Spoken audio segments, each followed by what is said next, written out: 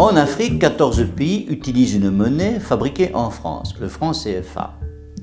Monnaie qui est consolidée par un dépôt en or de ces pays, soit 50% de leurs réserves de change, car toute monnaie doit être garantie par un dépôt en or. Naturellement, ces dépôts en or génèrent des intérêts qui sont reversés par la France aux pays qui les ont faits. Pourquoi ce système hérité de la colonisation, car mis en place dès 1939 et modernisé par la suite? Eh bien, il s'agissait de garantir la stabilité économique et par conséquent le développement économique de pays qui devaient accéder ensuite à l'indépendance. On sait bien que des pays au régime instable, éphémère, n'inspirent pas la confiance des investisseurs, méfiance qui paralyse leur développement. Et la France, naturellement, est intéressée au développement de l'Afrique qui est un partenaire économique. Les 14 pays ne sont pas d'ailleurs tous d'anciennes colonies, puisque la Guinée équatoriale ou le Cameroun ont choisi d'adhérer à ce système.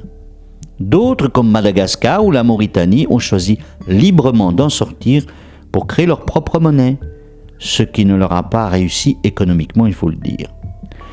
D'autres encore ont quitté le système pour y revenir plus tard, comme le Mali en 1962, réintégré en 1984. La France déclare que tout départ est possible à tout moment.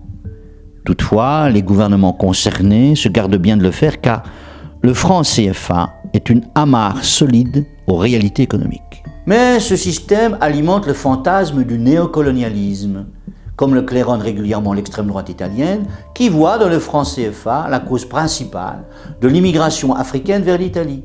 La France dominerait l'Afrique par sa monnaie, bien que ce système génère pour elle bien plus d'inconvénients politiques que d'avantages économiques, même si ces avantages sont indéniables. La stabilité monétaire profite à tout le monde, y compris à l'Italie. Il est évidemment difficile de quitter un système monétaire, car on sait ce qu'on quitte et on ne sait pas toujours ce qu'on trouve. Un bel exemple nous est fourni chez nous par l'euro, dont il serait extrêmement difficile de sortir, tout néocolonialisme mis à part. N'oublie pas de t'abonner.